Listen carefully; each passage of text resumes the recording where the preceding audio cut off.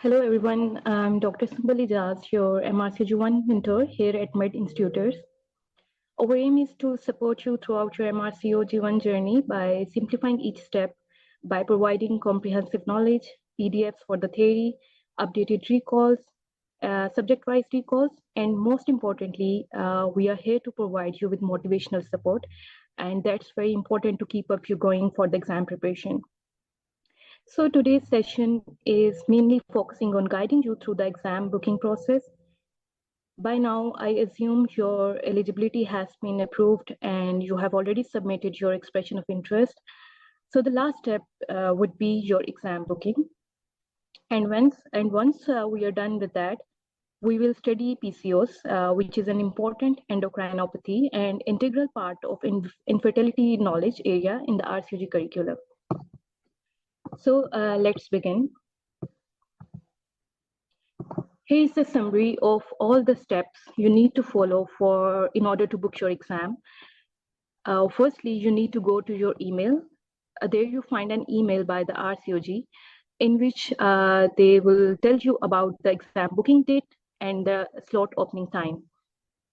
Then you need to go to the RCOG candidate exam portal. The link is provided by the RCOG in your email. The third step would be you need to reset your password. Then you need to log in again into your candidate exam portal. The second last step would be you need to select your exam center according to your location or your nearby area.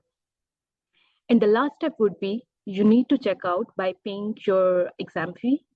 And once you're done with that, you will receive a congratulations email by the RCOG that your exam has been booked. So let's see each and every step one by one, like how you can proceed with your exam booking.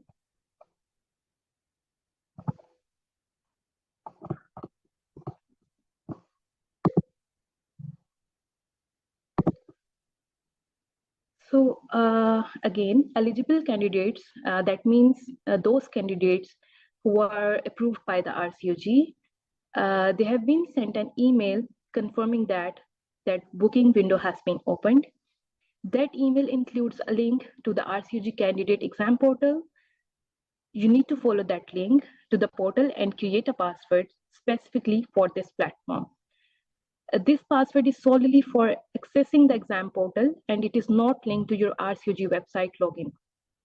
By this there was another password you have created when you were making an account on the RCOG website. This password is different, so don't confuse that password with this one. This is a new password you are going to create now just for your RCOG candidate exam portal. This is how your email would look like.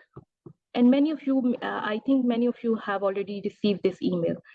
So here you can see the date and the time they have sent you.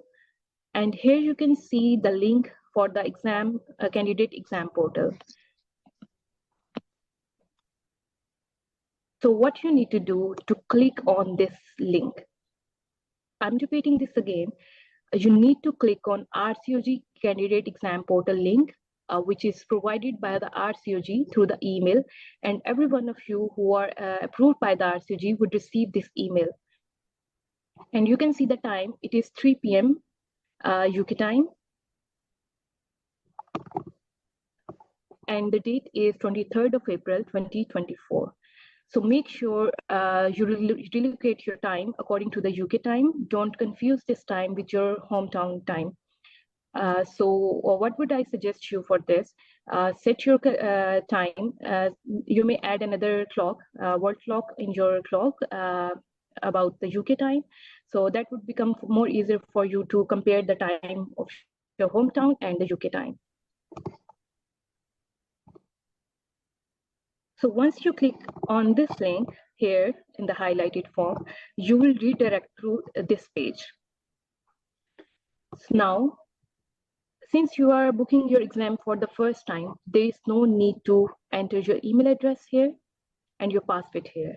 This is very important step. Don't get panic when you are booking your exam. Be patient and use your all senses and use your all brain cells. Don't go here. Go here, first time users, and click here. Am I making sense to everyone?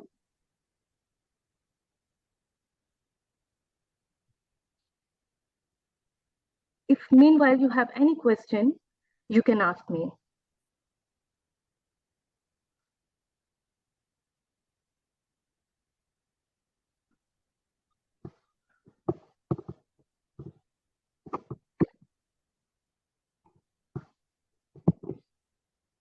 Okay, so then there is no need to go here, first time user, and click here. Let me tell you my mistakes. What I did, I got panicked when the seats were announced, and I keep on entering my email address and my previous password, which I used while making my RCOG website account. And it took a lot of my time. So don't repeat my mistake. Go here, first time user, and click here. And once you click here, you will redirect to the next page.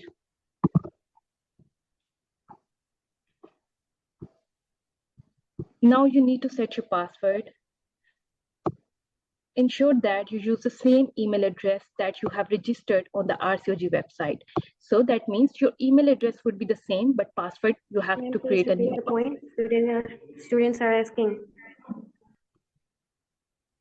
Previous slide. Okay. This one?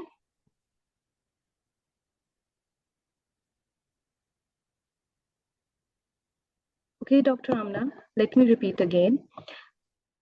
What is the first step? You need to go and check your emails. You will receive an email by the RCOG in which they tell you about the time and the date of the exam booking day. They will also provide you with a link of candidate exam portal.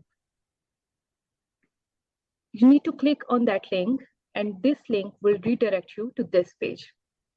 And in this page, there's no need to enter any email address or password here. You need to go to the first time user, click here, and once you click here, you will redirect to the next page. I will show you in a while, but make sure you check your email. Once you click here, you will receive an email in which they will show you the email about resetting of your password. This is how your email, the next email would look like. This is a password reset notification. And make sure you will you check your inbox and as well as your spam folder or the junk folder. Sometimes those emails go in that folder.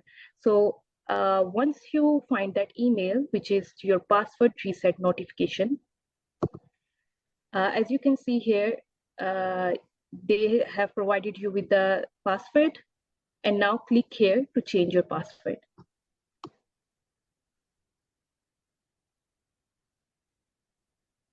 Yes, Dr. Ahmed, you have to follow the same steps.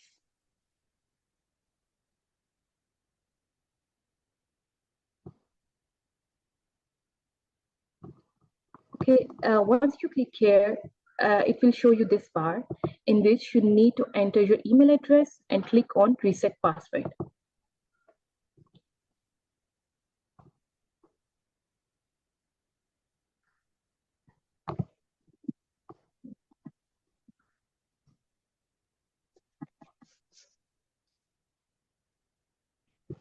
Okay, the next step would be you need to enter your new password and confirm that new password. And make sure you don't forget your password. You can write in your notes or on any paper just to make sure you don't forget that password.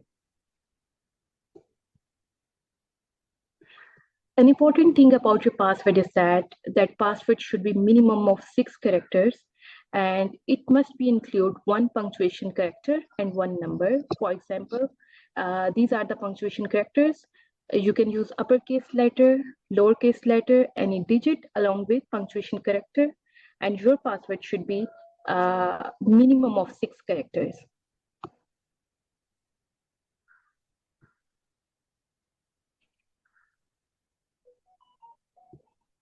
Okay, am I clear up till now?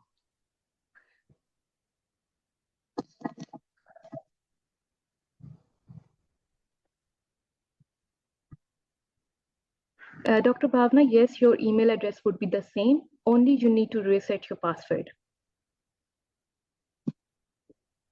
Yes, Dr. Myra. Once they send you the link and the booking time, the booking slots will be open, then you will be able to reset your password and move further. Yes, Dr. Khatija, this is solely for the first-time users.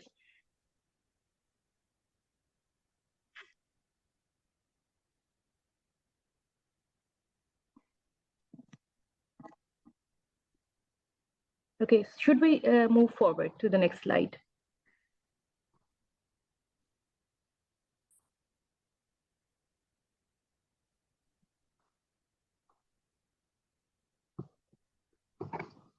Don't worry, I will recap everything in the end. If you missed any step, don't worry about that. Yes, Dr. Bridget, that's for the first-time users. That means you are first time writing your exam.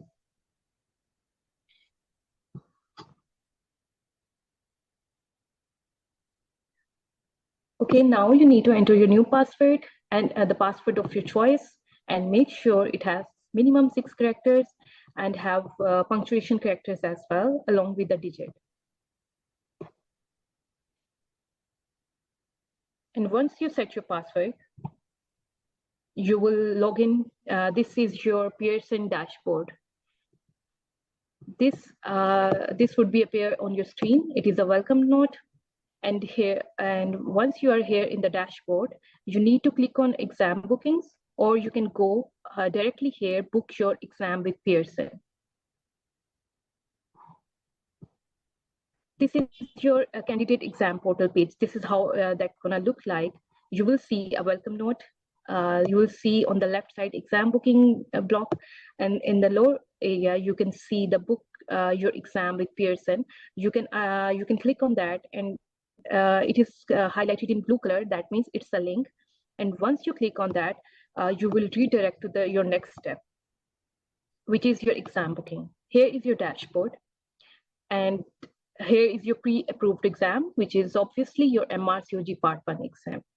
Then you need to click on that. And once you click on that, they will ask you their agreement regarding their policies. Take your time, read the policy, and click on accept button. Click accept and then move forward. And once you move forward, this is your final second last step, you can say. Now this is the point you are gonna decide your location, your time, and your exam center. According to your address you have provided on your eligibility form, the RCOG automatically suggests you your nearby locations or the test centers. And they mainly suggest you 3 nearby centers. So what you're gonna do now, here you can see there are 3 locations they have provided. You can click on any of the location of your choice. And once you click on that, it would show you the available seats and the available slots according to the time.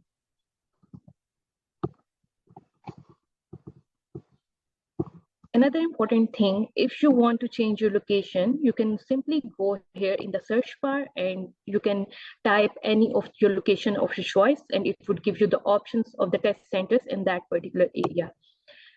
And again, you need to click on any of the exam centers, and on the right side, they will provide you a block in which the time and the date would be mentioned. Let me give you some tips regarding the selection of your center. After selecting a center, available dates and times would appear. If no appointments are shown, it indicates that your chosen test center is fully booked or unavailable. RCOG does not have exclusive access to Pearson. Other exams may be scheduled simultaneously and limiting the available slots. If your chosen center has no availability and you have selected only one center, use the previous button. That means go back, search again, and find any other available slot. If you have selected multiple centers, you can easily switch between them to check availability. Click on the do next to each center to view its availability. It would show you on the right side in the calendar form, and below the calendar, they have mentioned the timings of the available slots. I will show you that in a while. If your chosen test center still has availability, click on the desired date, then select your preferred time slot.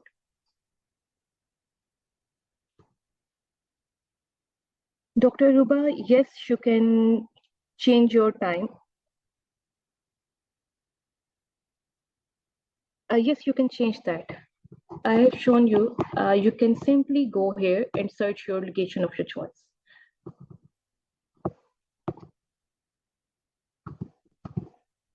Okay, so this is how it's gonna look like.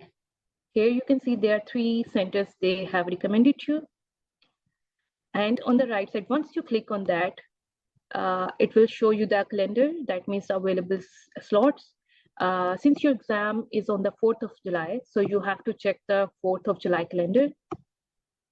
And once you click on the 4th of July, it will show you the timing, the available slots according to the time. It may be, you may find a slot of 9 a.m., 10 a.m., maybe 2 p.m., 5 p.m. So it depends on the availability on the Pearson Center. So then you need to select the time according to your facility.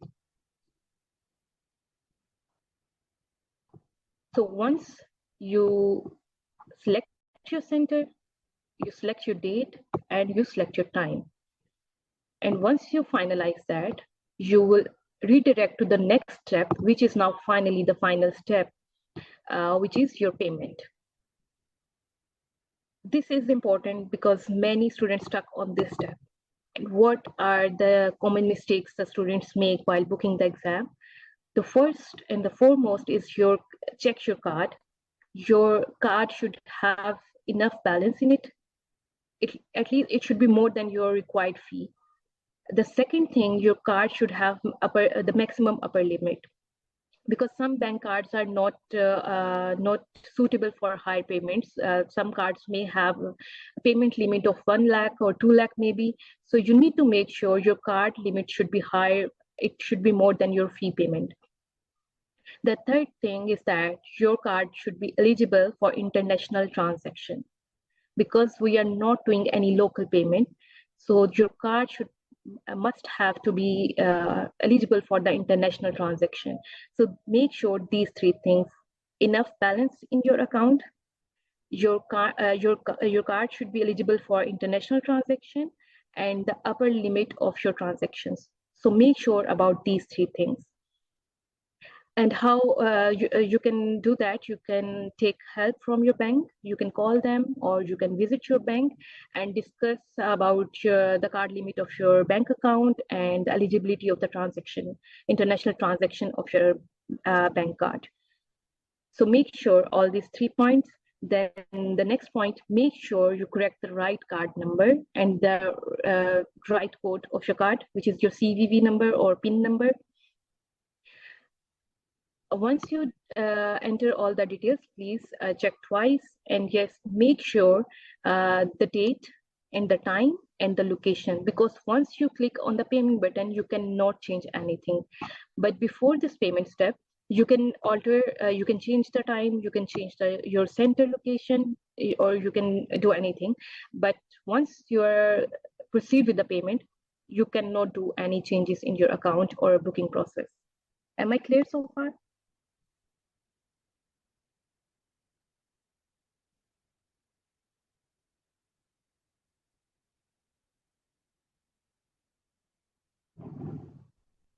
Okay, Dr. Amna. Well, the passing percentage may vary every time. It may usually average around from 67% to 73 to 4% sometimes. And you need to pass both paper A and paper B in order to clear this exam. And the second thing you asked me, that multiple attempts, no, your previous attempts doesn't affect your current attempt. It has nothing to do with your previous attempts.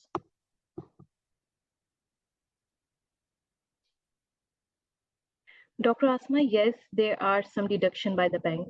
If you are going to pay any bill in international transaction, there are some taxes. It costs you around, it depends how much amount you're gonna pay. So according to that, it range around 500 to 1500, but it would increase with your payment.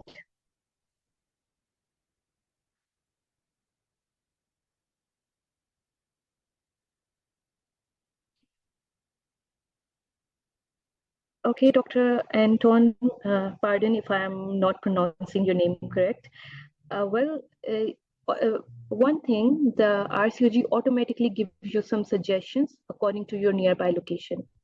The second thing, you can simply go on the search bar and search any location of your choice.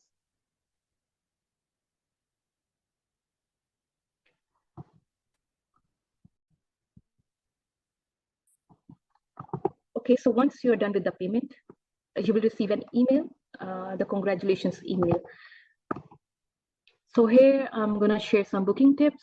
Be prepared, have all necessary information and documents ready, including your ID and the payment details. Set the reminder, use phone or calendar reminder for the booking date and time.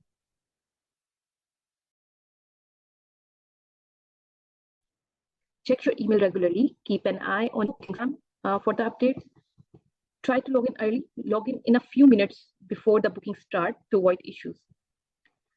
And make sure sometimes their website crash on the day of exam booking. So don't get panicked if the website would crash, because that would be same with everyone. Have some backup options. Prepare alternative choices in case your preferred slot is not available. For instance, if I give you an example, if a candidate lives in Pakistan and he belongs to Lahore and he or she wants to write the exam in Lahore, but unfortunately he or she couldn't find any slot in Lahore, then please have some backup option in your mind. There are some other centers in the Karachi, and sometimes the centers may be available in Islamabad, but that's rare. Mostly the exams in Pakistan, the exam is conducted in Karachi and Lahore, but sometimes some slots may available in Islamabad, but that depends on person. It would waste a lot of your time otherwise.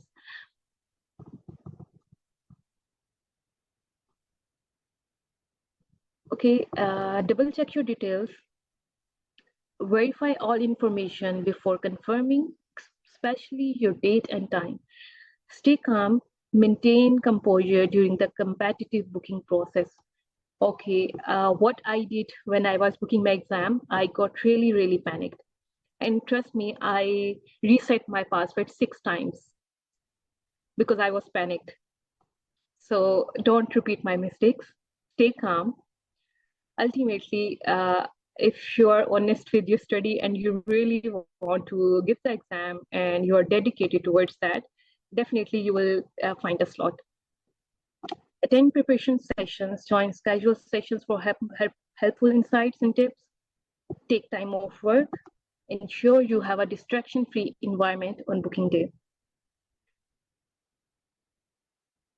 Set clock to the UK time. Adjust your clock to GMT for accurate timing.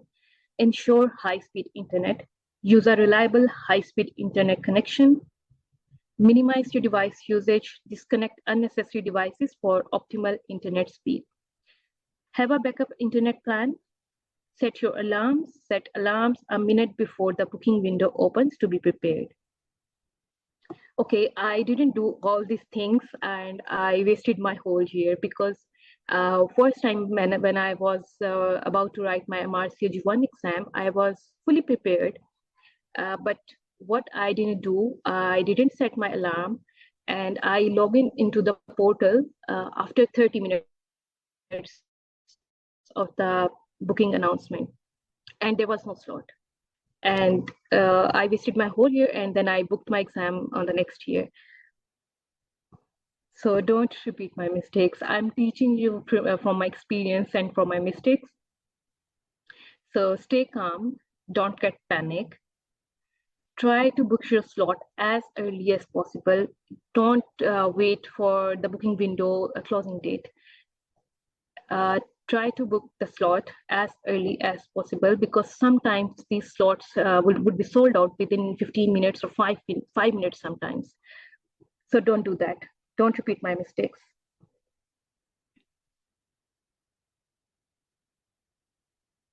Just talk to Yinmon. Once the slots would be available, once they are announced by the RCOG, and you follow all those steps of password reset, and once you are in your exam booking portal, then you will find the booking slots and locations accordingly. Dr. Iram, I don't know why this is so complicated, but yeah, it is what it is.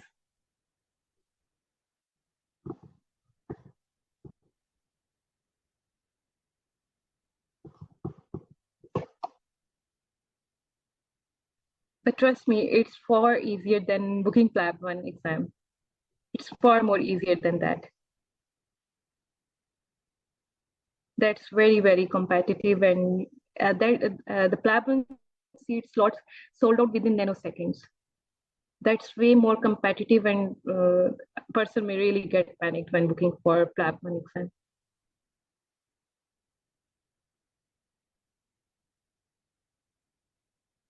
Dr. Iram, they have already eased that process, because previously, every time when the seats were announced, the website got crashed for like 2 days. So in order to make that easier, they have made this process of the exam link, candidate portal, and everything. So they already did their best.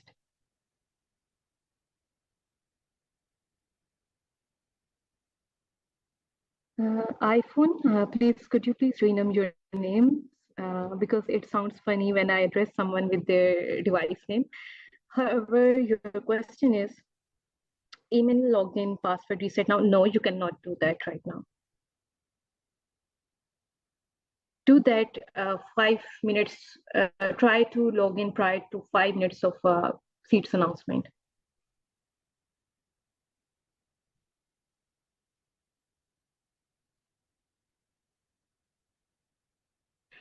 Okay, is everyone clear about exam booking steps? Or do I need to repeat any step?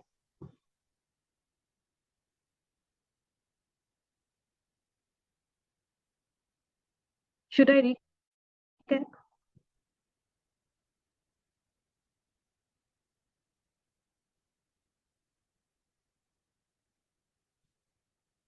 If everyone is clear about how to book the exam, please do let me know in the chat box so that I can move forward.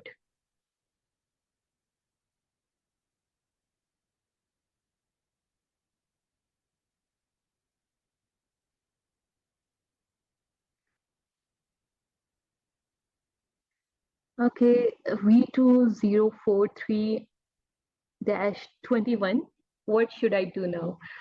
You should start preparing for your exam and wait till the exam booking window open.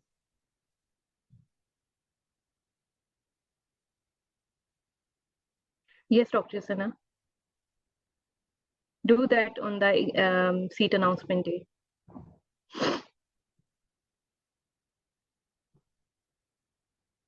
Okay, let me quickly recap, because I think many of you find this very complex.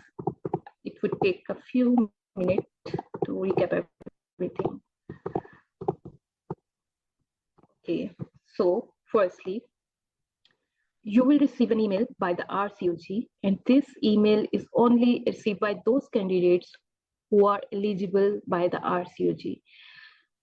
In the email, you will find the time of the booking window opening and the date. Make sure you set your time accordingly. Don't assume that this 3 p.m. time is your hometown time. No, it's a UK 3 p.m. time. Then they would provide you with a link of RCOG candidate exam portal. Click on that. Once you click on that, it would redirect you to this page. In this page, there's no need to go on this part. No email address, no password. Directly go to the first time user, click here. Once you click here, you will get an email, which is password reset notification. And in this notification, you will need to click here.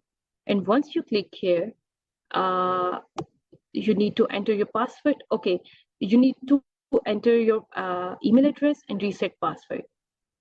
And you will receive this email. And when you receive this email, you need to click here. And once you click here, now here you can set your new password, confirm that new password. Your password should be minimum of 6 numbers. It should have at least one punctuation character. Punctuation character, there are look like this hashtag sign, $sign, percentage, or anything.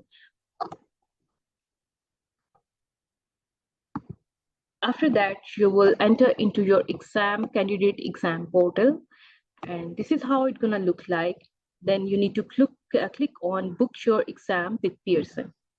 Once you click on that, you will enter into your dashboard.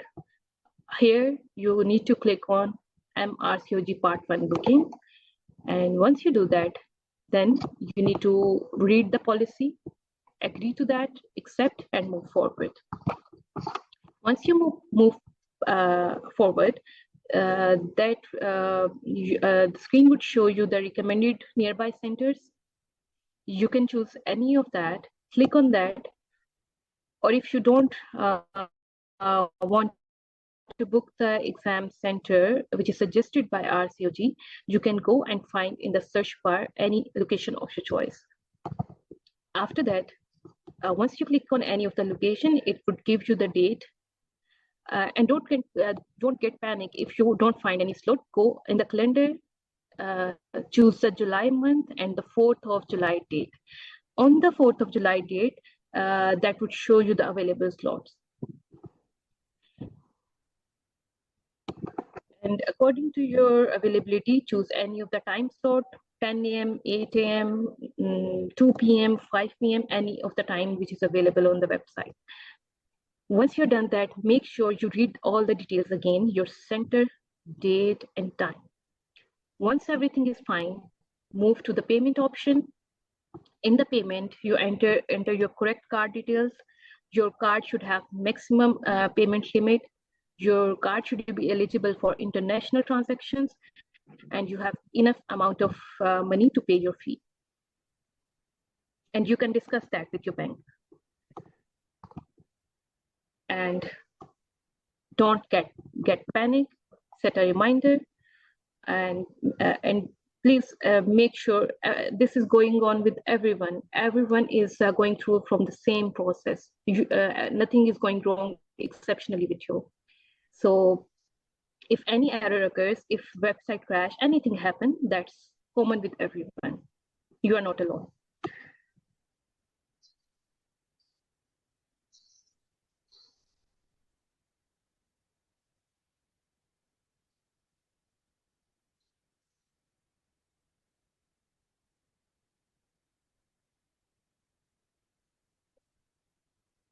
Okay. Could anyone please check the exam calendar? Is it on 2nd July or 4th of July?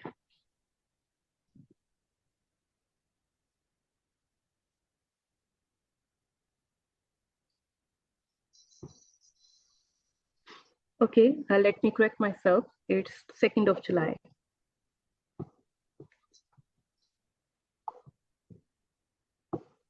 Okay, thank you for correcting me.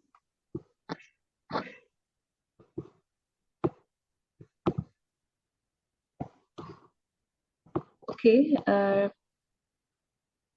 here are some tips. These are the things you please try to avoid them. Make sure candidates sort out any issues with their RCOG login or password before the booking date. Keep a note of words fixed in your Word file. Don't use the same password for the exam portal. If you forget your password, don't keep clicking like crazy. It won't magically remember it for you. Have a chat with your bank before booking if your account can handle international transaction. Check your bank balance, double check those bank details early and save a backup copy in your Word file. Don't panic or rush during the booking process. Don't assume slot availability. Always have some backup.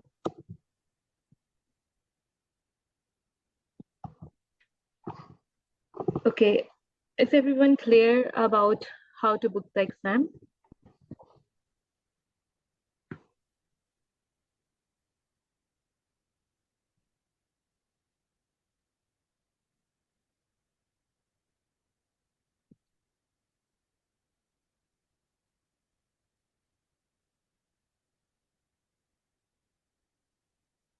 If everyone is clear, we can move on to our next topic.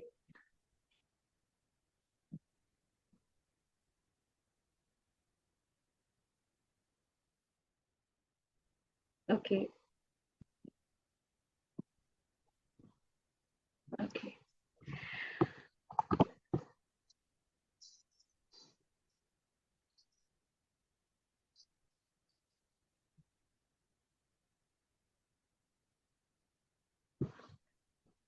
Okay, today I have added an important endocrinopathy, which is polycystic ovarian syndrome, you can say, and which is commonly known as PCOS or PCOS.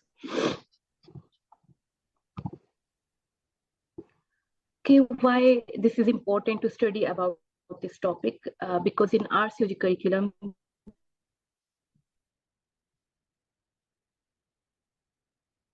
they have designated knowledge area regarding this exam. And why this topic is important?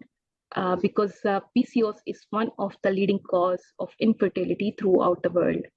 So this is this important to know about PCOS.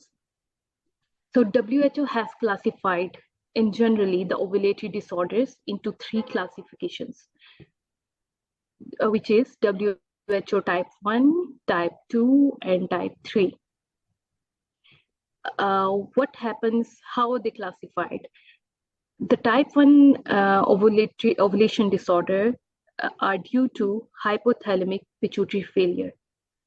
For example, in Sheehan syndrome, the pituitary gland is not working fine.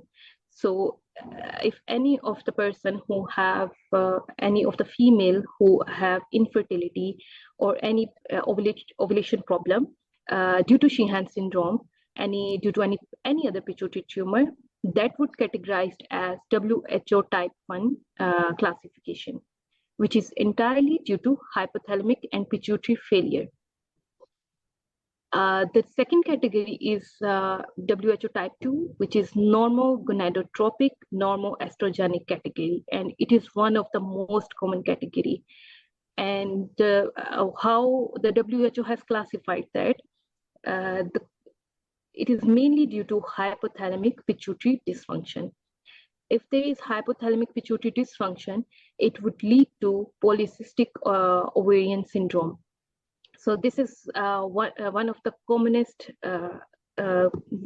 disease which falls under the category of type 2. The third category we have is the hypergonadotropic hypoestrogenic type, which is due to end organ failure. And in terms of ovulatory problems, ovulatory disorders, the end organ is ovaries. So in the third category, the problem lies within the ovaries. For example, primary ovarian insufficiency or premature ovarian failure, you can say, or gonadal dysgenesis, as we can see in Turner syndrome. So this is how the WHO has classified the ovulatory disorders. Let me repeat again. There are 3 categories. Type 1, which is due to hypothalamic pituitary failure, commonly maybe due to pituitary tumor or Sheehan syndrome or Kallmann syndrome. The second category is due to hypothalamic pituitary dysfunction. Please note, hypoestrogen, normal. इसमें normal. Could you please repeat your question?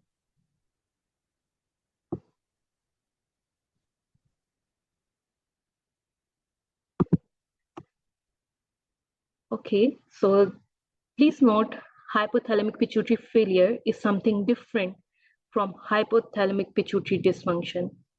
And the third category we have, which is group 3, is hypergonadotrophic hypoestrogenic category, which is due to the end organ failure.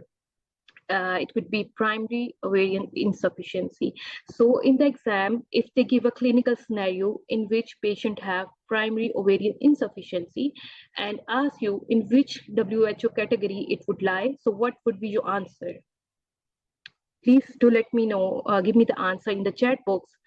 If a patient present in the OPD and after the diagnostic workup, we found that she have ovarian insufficiency, so in which WHO category that ovulatory disorder would fall? In 1, 2, or 3?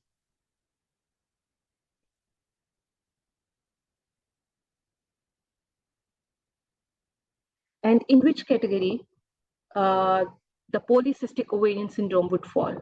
Group 1, 2, or 3?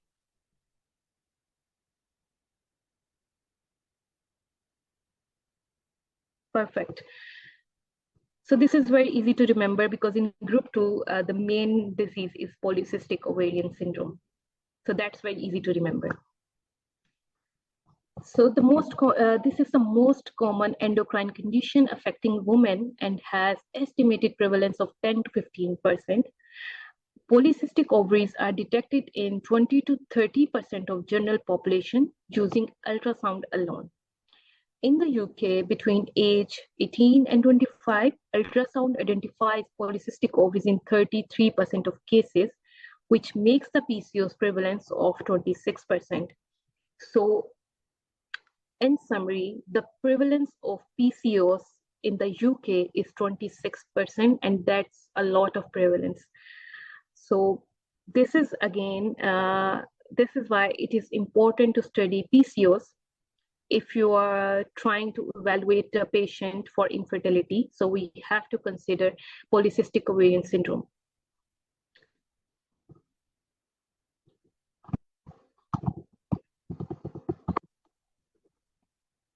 Okay, so what is polycystic ovary syndrome? As its name indicates, syndrome means a group of symptoms. And why a patient may have this group of symptoms? Due to polycystic. Poly means many, cystic means cyst. So a patient may have a group of symptoms due to multiple cysts where in the ovary. So PCOS in general is a patient may have a group of symptoms due to multiple cysts in their ovary. So that's a simple breakdown of PCOS. So it is a condition in which the ovaries produce an abnormal amount of androgens, male sex hormones, that are usually present in female in small amounts. PCOS is the commonest cause of anovulation and the leading cause of infertility.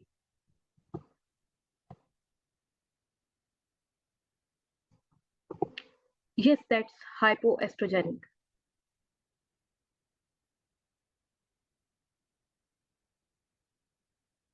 Yes, in type 1 and type 3, they are hypoestrogenic, whereas 2 is normoestrogenic.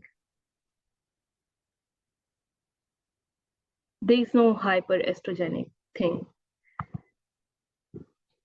Okay, here you can see a normal ovary, and as compared to that, here you can appreciate polycyst in the ovary. So what is the main culprit in PCOS? The main culprit is increased amount of androgens. So androgens, due to those androgens, the patient may experience different or a group of symptoms. Okay, the exact cause of polycystic ovarian syndrome is not known. However, there are some suggestive theories like maybe it could be the cause. So what is the normal mechanism in the body, how the hypothalamic pituitary and ovarian axis would work? I repeat this many times, whenever you are studying any topic from endocrinology, try to start from hypothalamus.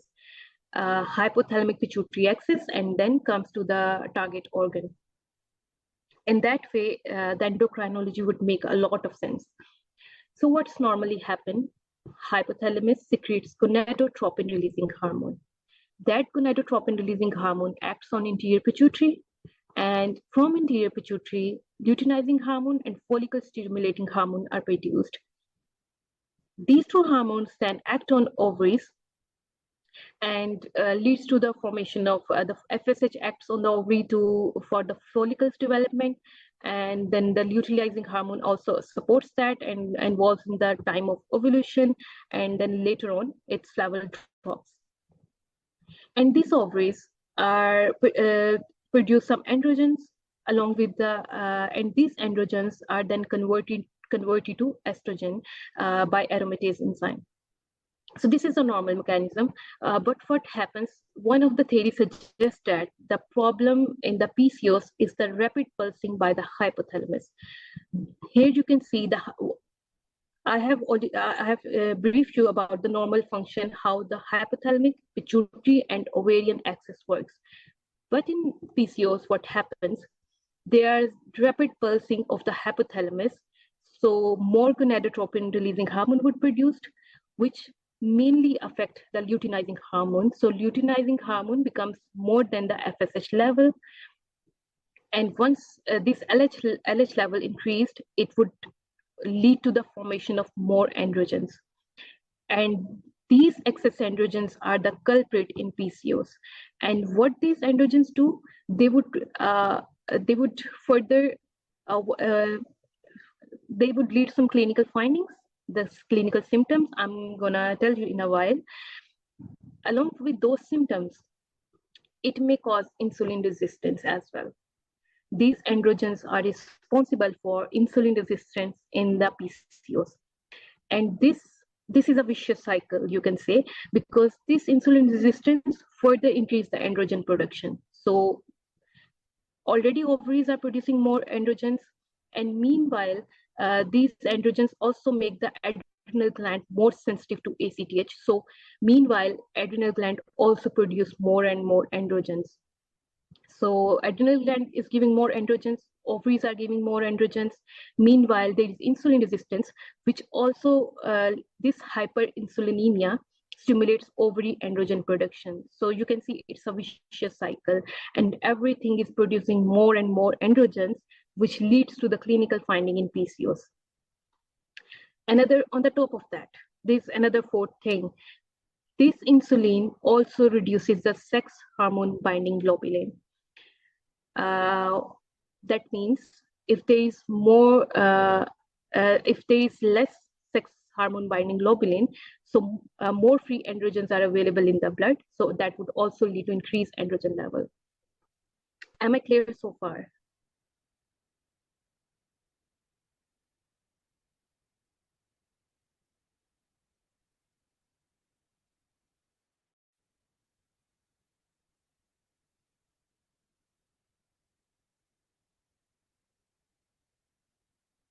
Okay, so this is all about pathophysiology of PCOS.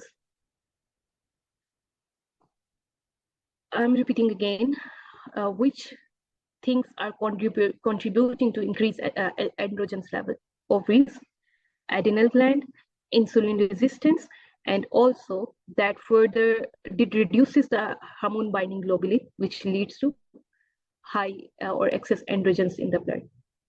So now the patient have many androgens in her body, and mainly that androgen type is testosterone, which is the male hormone. So what clinical findings a patient may have? The possible symptoms include heavy, long, or intermittent, unpredictable, or absent periods.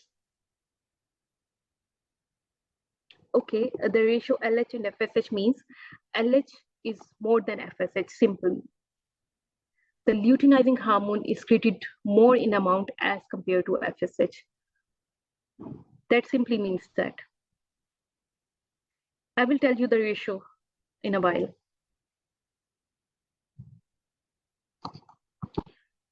Okay, the second, the symptom would be infertility, acne. Why acne? Because increased androgens lead to the increased secretion from sebaceous gland that would ultimately lead to acne. Excessive hair on the face or body due to increase in androgens, which is mainly by testosterone, male pattern baldness, hair thinning, weight gain, especially around the belly area. Sometimes many studies have suggest that many patients, many females who have PCOS may have other conditions as well, like type 2 diabetes, hypertension, high cholesterol, heart disease, or endometrial cancer. Or you can say PCOS increases the risk of these disorders. PCOS can also cause anxiety, depression, negative body image. Some symptoms such as infertility, obesity, and unwanted hair growth can lead to social stigma. This can affect other life areas such as family, relationship, work, and involvement in the community. So this is very important to address all of the issues of a patient who are going through PCOS. Now, the next step, how we diagnose the PCOS. So WHO has simplified things for us. We have the Rotterdam criteria. According to this criteria, we diagnose PCOS based on 3 factors, which is mainly irregular periods, multiple cysts on ultrasound, and high androgen levels. If 2 or out of these 3 criteria are present, then we diagnose a patient with PCOS. So let me read this. Evidence of hyperandrogenism through clinical or biochemical features. Oligoovulation or anovulation indicating a disturbance in the menstrual cycle. Presence of multiple ovarian cysts on ultrasound using transvaginal or endovaginal ultrasound with a frequency bandwidth that includes 8 megahertz. Okay, there is another commonly asked question in the MRCOG Part 1 exam.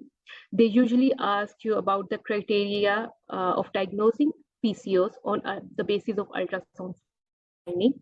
So remember these findings. The diagnostic criteria for polycystic ovarian morphology include having a follicle count per ovary of 20 or more, measuring 2 to 9 millimeter, and or an ovarian volume of 10 ml or higher on either ovary, while ensuring the absence of corpus luteum, cyst, or dominant follicles. So this is a criteria. Please remember this as it is.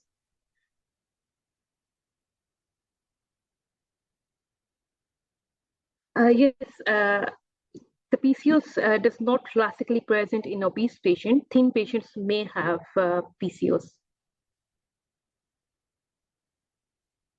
That's right. It could be happen both in lean patient and obese patient.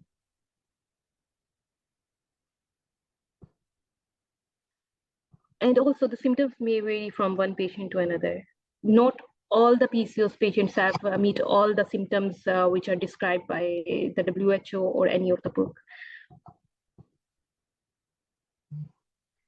Dr. MB patient, I will tell you once we are done with the diagnosis, then we will move on to the treatment. Okay, remember the ultrasound finding. What other labs we can do? We can do serum TSH, oral glucose tolerance test, serum prolactin level.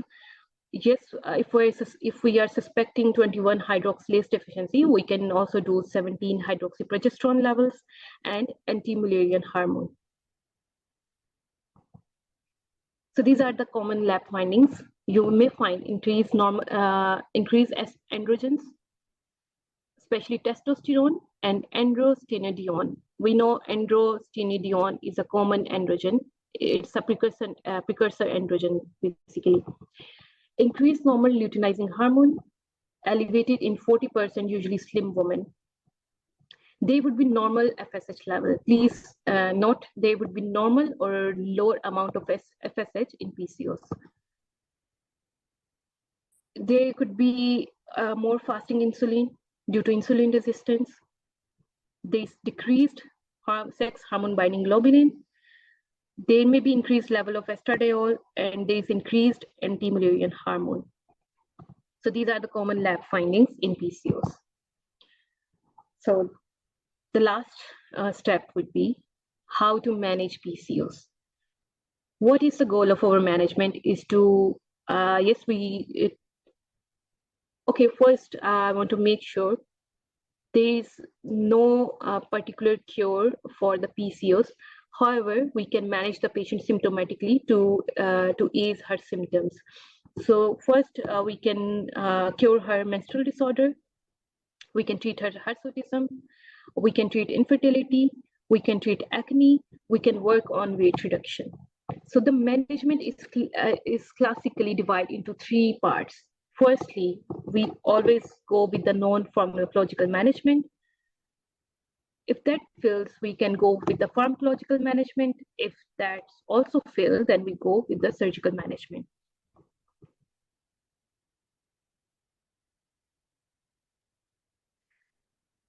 12 or more follicles would be correct. Ultimately, 20 is also more than 12. So that's both means the same thing.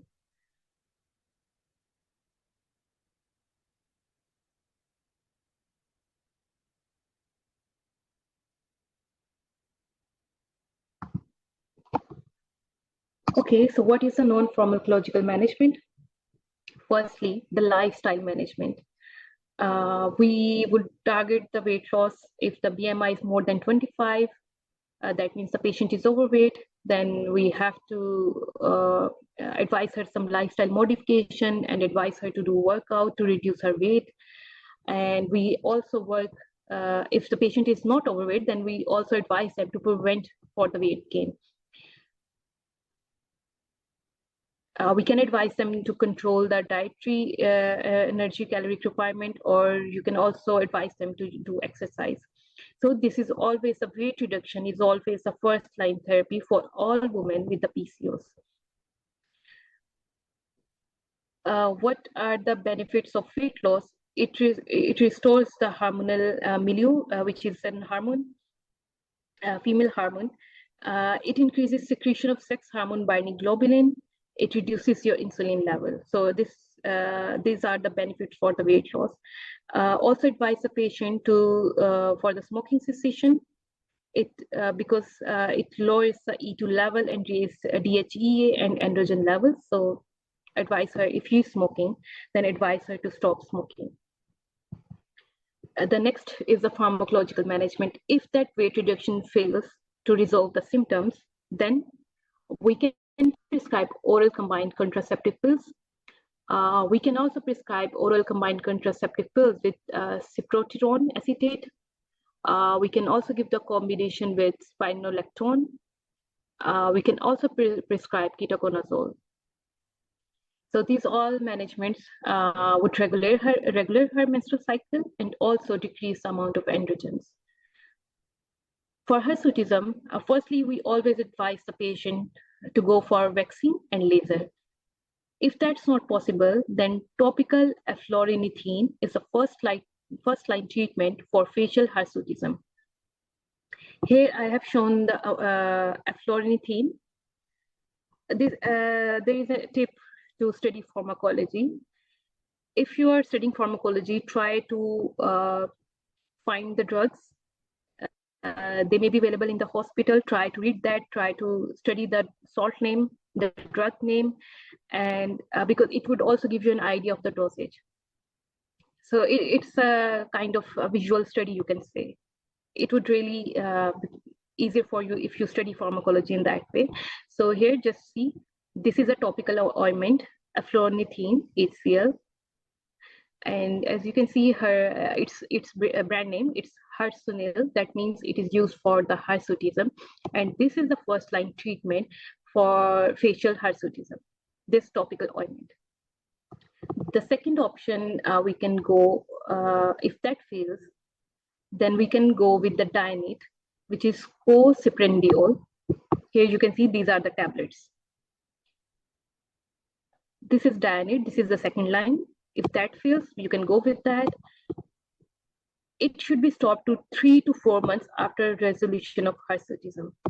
NICE advises consider switching to Jasmine, which is unlicensed use, if relapse occur when Dianete is stopped. So this drug is not licensed for the hirsutism. we reserve this drug if the above of the measures fail. However, just remember the first line and the second line. Okay, for acne can be managed by 1% clindamycin lotion or 2% erythromycin gel if purchased form.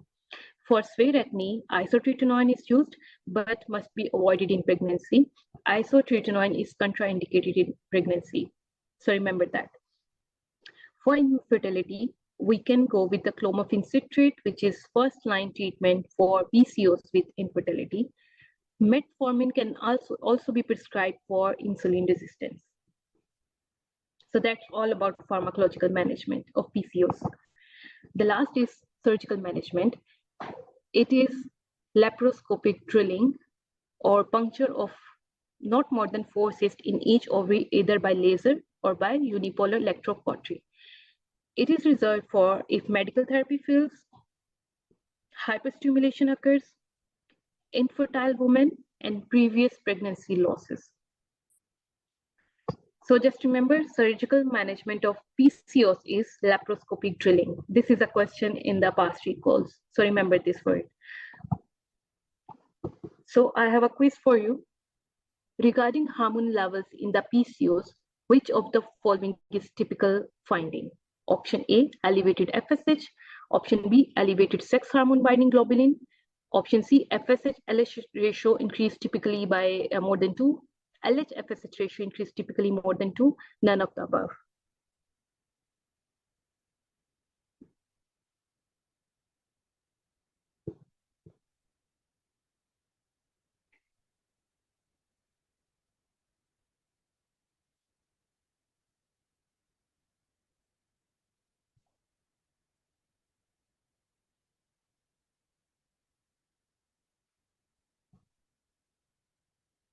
I will wait for more 40 seconds for the answers.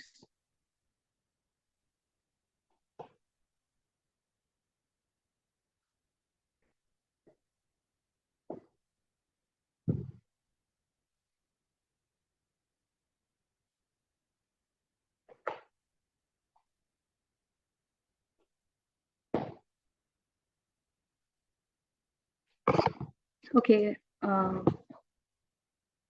all of you give the option D. Well done, everyone. Dr. Iram, Dr. Bamidil. Sorry if I'm pronouncing that wrong. Dr. Khadija, Dr. Yinmon, Dr. Ruby, Bridget, Dr. Anya, Dr. Weli Kanti, Dr. Sehrish, Dr. Khadija, Dr. Manar, Dr. Sahiba, and Dr. Bloch. Well done, everyone. D is the correct answer. Okay, let me give you a brief about the biochemical findings in the PCOS once again. They would be elevated LH, LH-FSH ratio increased. Normally it is 1:1, but in PCOS it is 3:1. Remember this finding. FSH is usually normal or low. Testosterone, estrogen, prolactins are typically normal but may be elevated. Sex hormone binding globulin typically normal or reduced. Typical biochemistry is elevated LH, LH-FSH ratio more than 2. So this is all you need to remember from PCOS. Okay, if any of you have any question from PCOS, please, you can ask me.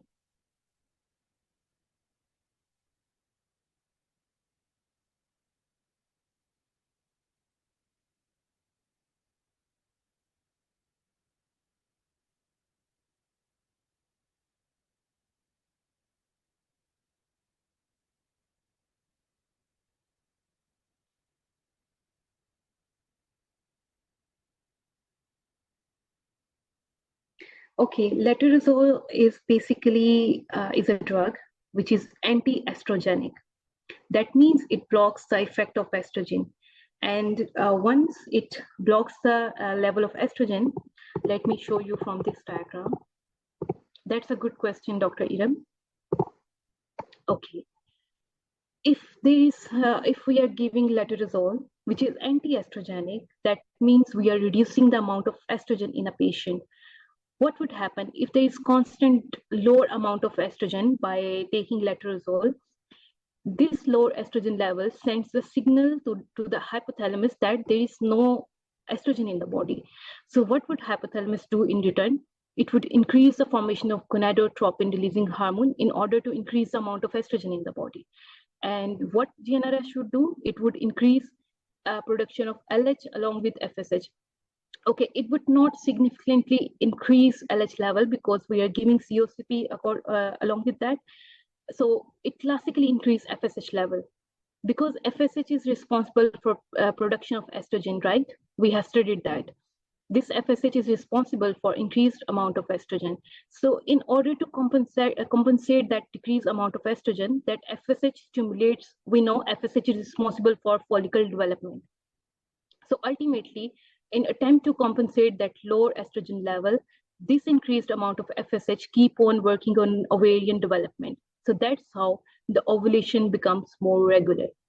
And cycle, ultimately, we treat the patient's anovulatory problem and cyclic irregularity. And somehow it also helps with the fertility as well. Am I clear?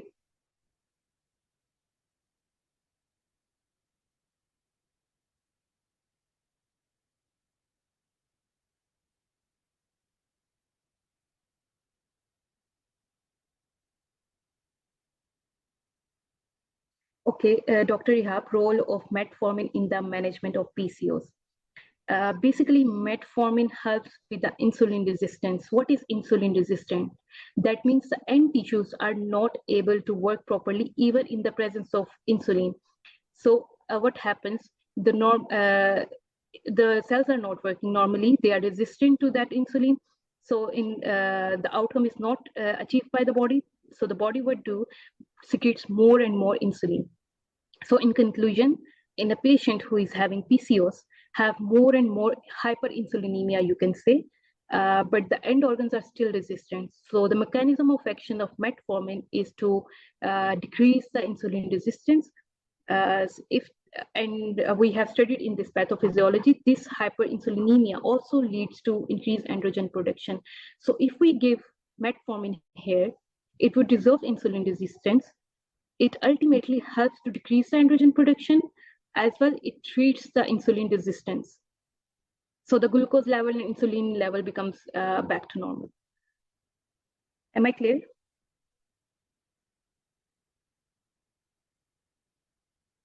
Okay, so the next question by Sayyida Sumia.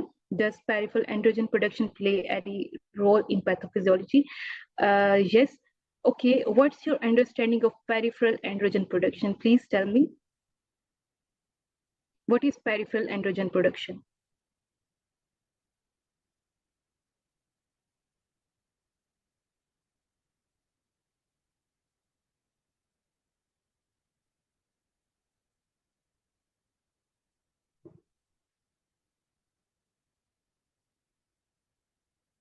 Yes, somehow it would increase the production of androgen by the adipocytes, but that is, you can say, the tertiary effect. That may be regulated by also the hyperinsulinemia. Yes, I have already told you. This all high pulses, rapid pulses by hypothalamus triggers, it makes more sensitivity to the adrenal glands, and these adrenal glands, under the influence of all of these, even if there is less amount of ACTH available in the body, still it makes more and more androgens.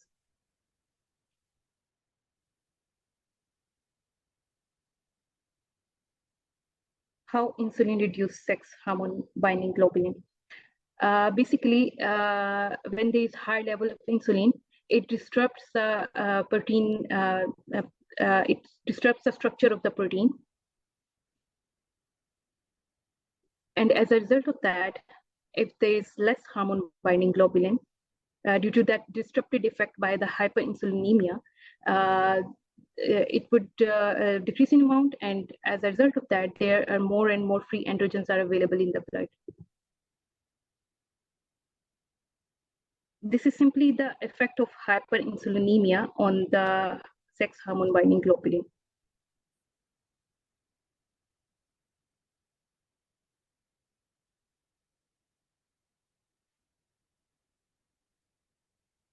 Okay, Dr. Sayyida Sumaya, you are saying by conversion of estrogen into androstenedione, it's reverse basically. Androstenedione is converted into estrogen basically.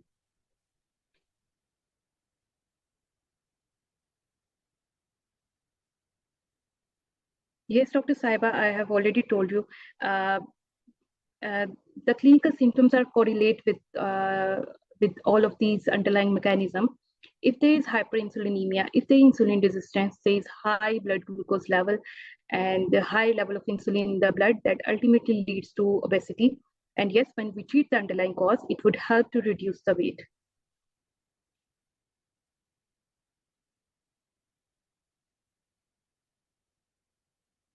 Okay, ultrasound findings.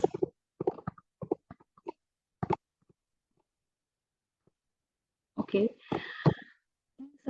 Follicle count per ovary should be 20 or more, measuring 2 to 9 millimeter, and or an ovarian volume of 10 or more at 10 ml or higher on either ovary. These are the ultrasound findings of the PCOS.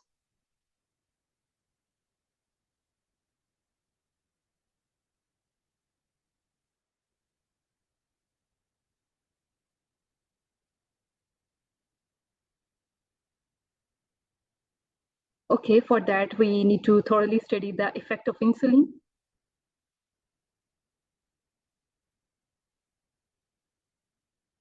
This hyperinsulinemia leads to fat redistribution, storage of fat cells inside the adipocytes, which ultimately lead to weight gain.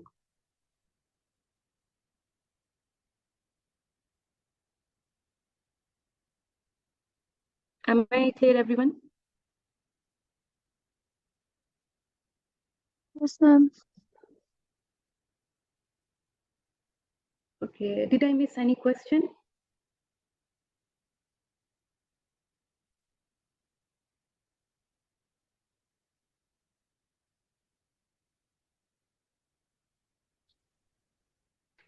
Yes, Dr. Bridget, PCOS contributes to low level of sex hormone binding globulin. If there is less sex hormone binding globulin, that means more and more free androgens are available in the blood, which is the main culprit, the increased amount of androgen in the PCOS. Side effects about what? Dr. Idam? Yes, of course, insulin have a very big role with the adipose tissues.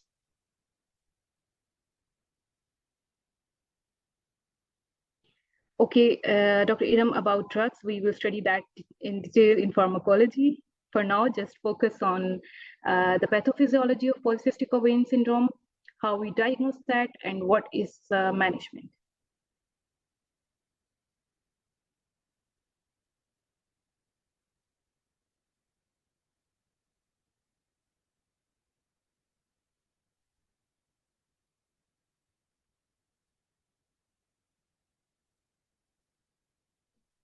Okay, the free androgen index is a ratio which we find out after the blood test for testosterone to see if there is any abnormal androgen levels.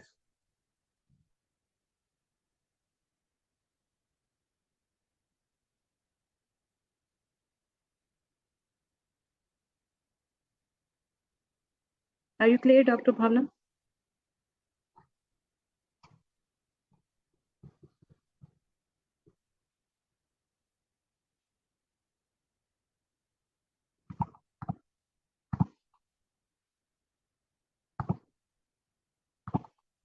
Any other questions? So we should move forward.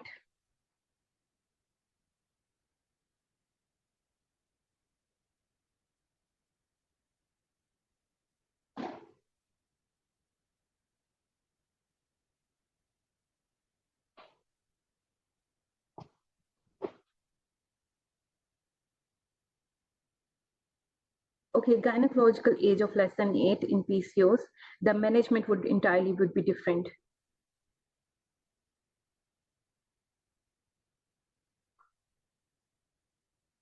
Last slide, this one or this one?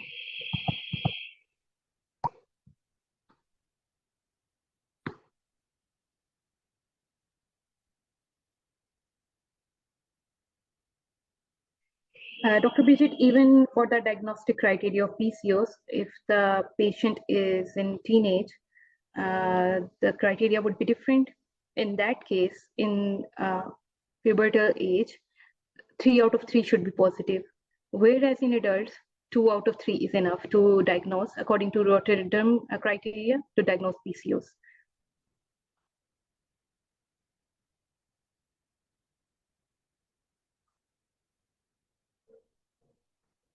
Okay, Dr. Sarish, let me repeat this for you. The typical biochemistry of PCOS would be elevated LH FSH ratio is 3:1. FSH should be normal or low. You can relate this. If FSH would be low, that is totally related to ovarian follicular development. So you can relate it to that. And then we have testosterone, estrogen, prolactin. All are typically normal or maybe elevated depending on the severity of PCOS. And yes, sex hormone binding globulin typically reduced.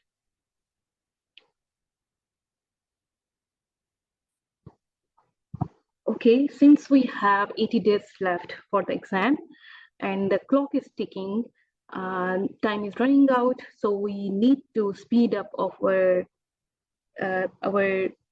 exam preparation, and we need to be more precise, more structural in terms of our exam preparation. So here I have some tips. We have planned another exam preparation course, which we called as the Power Hour course. The duration of this course is from 20th April to 15th of May.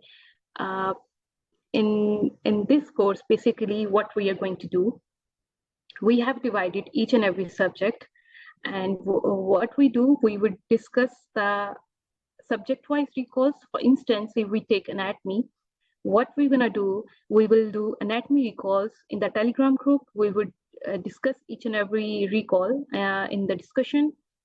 Then the next day, you can practice those recalls on the website by yourself. And meanwhile, you can discuss those SPS with us as well.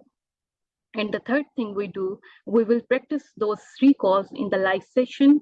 We will clear each and every point of those recalls during the live session and address all of your concerns regarding your concepts or any understanding or any problem you might be facing during while solving SPS. So this strategy we will follow. We will follow each and every subject. Next, you can see if we start genetics, then definitely we will discuss the subject-wise SBAs, basically from the past recalls in the Telegram group. Then again, you can practice on the website. You can discuss with us on the Telegram group, and then we will have another live session, which is mainly focusing on discussing subject-wise SBAs from the past recalls. So this is how we're gonna cover the basic foundation concepts during the first 15 days. Subject-wise, and once we are done with that, we will start year-wise recalls. So we saved the last 2 to 3 weeks solely practicing year-wise recalls on the Telegram group. We will discuss all the SBAs in the Telegram group.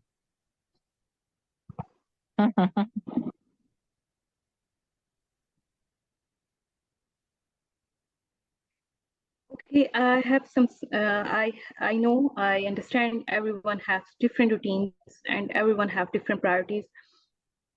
I have some suggestions for individuals who have completed the premium course or have progressed to their exam preparation from 40 to 60% in the preparation. I recommend them the Power Hour course, because now you only need to focus on the past recalls, because mainly in the exam, the questions comes from the past recalls. So this is a very good time to focus on the past recalls, because now you have already worked on your basic concepts and you are already done your 40 to 60% of your exam preparation. I will repeat. In our Power Hour course, firstly, we will cover subject-wise past recalls during the live session. We will cover them in the Telegram group. You will also have the opportunity to practice them in our website. And once you have completed subject-wise recalls, we will move on to year-wise recalls, practicing and discussing them in the Telegram group every day. By revising the recalls 3 to 4 times before the exam, you significantly reduce the risk of failure, as the exam largely comes from these recalls. This structured approach ensures thorough preparation, and there would be no chance of your failure if you follow this strategy.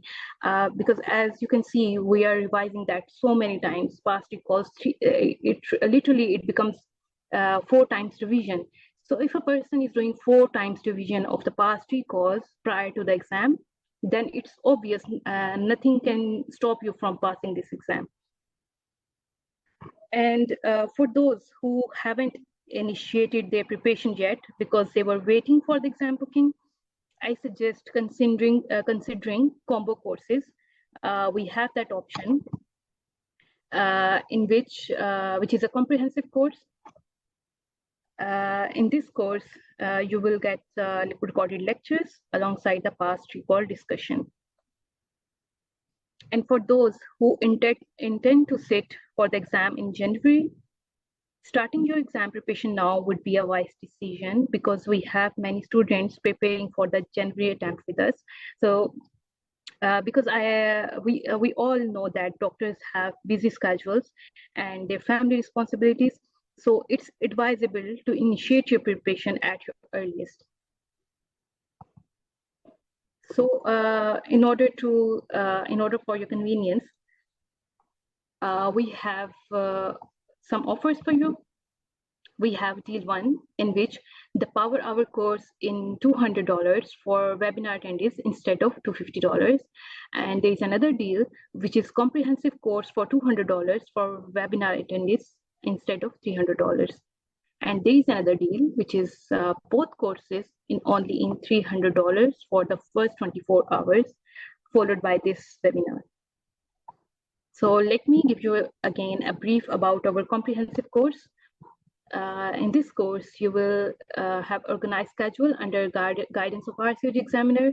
There would be mini schedule for subjects, interactive live sessions, recording of all sessions, comprehensive notes, PDFs of all subjects, intensive 2 hours of daily discussion, SPA practice, subject-wise solved recalls, year-wise recalls, all books and supplementary material, updated question pool of subject-wise up to 2024, mock exam followed by every subject, and RCOG Pearson pattern mock exams. 3 levels, which is easy, medium, hard, and assess preparation, which help to assess your preparation comprehensively.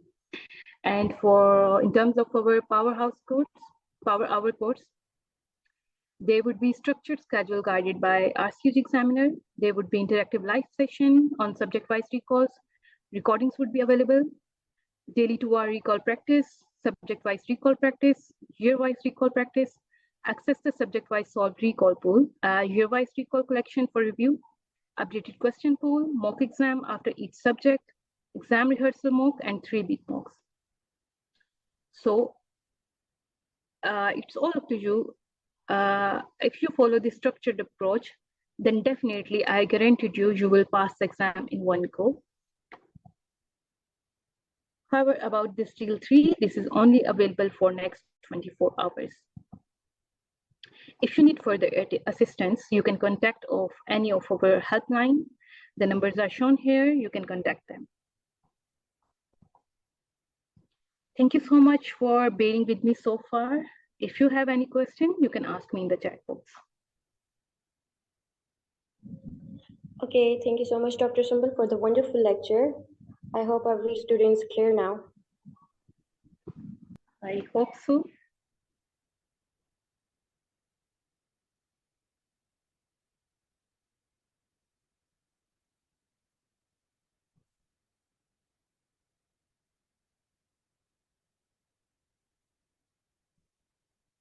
We have many premium students with us today.